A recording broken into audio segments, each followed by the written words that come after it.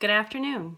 The purpose of my speech today is to inform my audience of the personal struggles that may affect job performance. Everyone has personal problems from time to time. We can't deny this.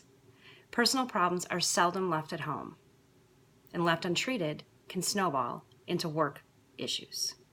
Personal struggles don't take a back seat when there's a job to do. Employees are being paid to work, and when they struggle with personal problems, they may fail to meet performance expectations in their professional lives. Personal problems can have a negative effect on behaviors at work, resulting in the need for counseling, a paid or unpaid leave of absence, or disciplinary actions, or even termination. My own personal experience bears witness to this. Going through a life event such as a divorce can really affect a person's job performance.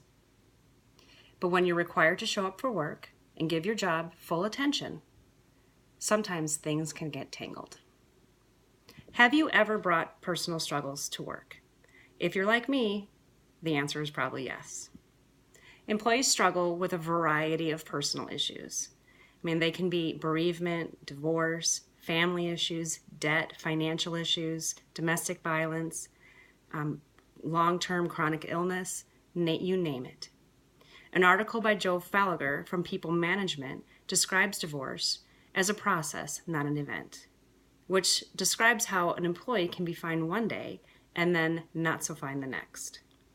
This example shows how productivity may be easily masked from the ups and downs of a life event that comes with divorce. The article goes on to suggest that employees may need encouragement and assurance from their employers. Sometimes employees are worried. They're worried about how the divorce is going to impact them financially. They're worried about how they're going to find childcare. They're worried about many different things. And if they talk to their employer, they may find that they would get the support that they need. In my own experience, going through a separation and then a divorce, that wasn't an easy thing.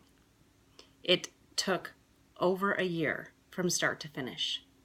Unfortunately, I had just started a new job.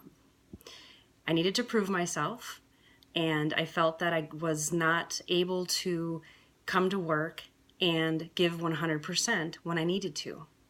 The problem that I also had was that I didn't have the support system at work. Suddenly I was in a new job where I had no friends and no one that I could really trust. So it was very hard for me to bring that personal struggle to light.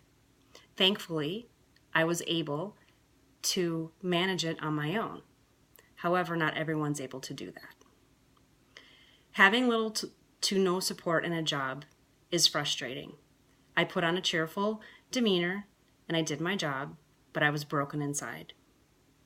Which brings me to the next question. How are employers responsible for ensuring that their employees are able to balance a personal struggle with their work commitments? It's very hard during a personal crisis to do that. It takes a toll on productivity, and managers should be able to recognize this. In the article by Joe, she addresses